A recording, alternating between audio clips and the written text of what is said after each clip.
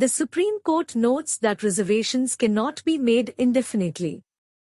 The economically weaker sections, EWS, 10% reservation in government, employment, and education was affirmed by the Supreme Court in a 3-2 majority judgment, excluding the poor from the SC, ST, and OBC categories.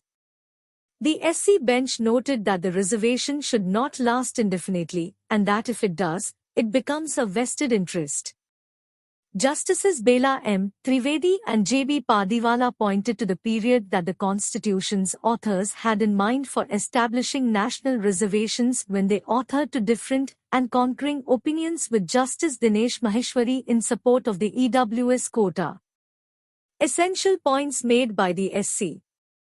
Reservation is a tool to achieve social and economic fairness, not its objective.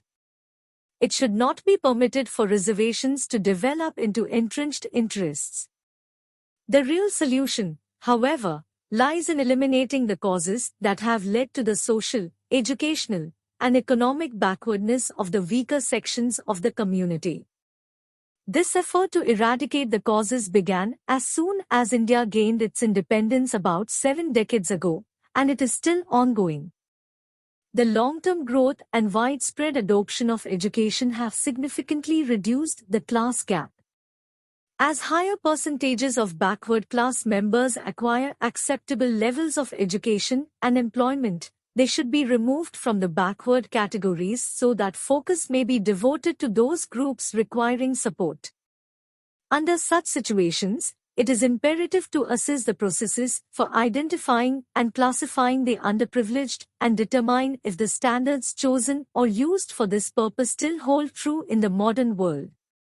B.R. Ambedkar believed that societal peace could be achieved by instituting reservations for only 10 years. But it has persisted for the last 7 decades. Reservation should not continue for an endless amount of time to constitute a vested interest. Even today, the goal that the Constitution's authors had set for themselves, that the reservation policy must have a time limit, has not been fulfilled.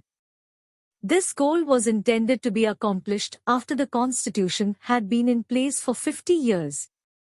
It was created to make up for the historical injustice that members of the scheduled castes, scheduled tribes, and other backward classes had to endure, and to provide them with an equal opportunity to compete with members of the forward classes.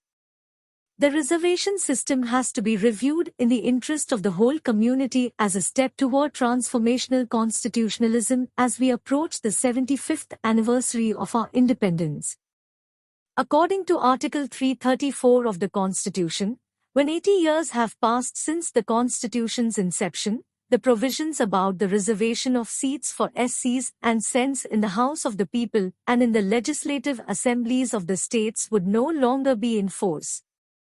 As of 25 January 2020, the 104th Amendment will no longer permit the Anglo-Indian community to be represented by nomination in the House of Parliament or the state legislative assemblies.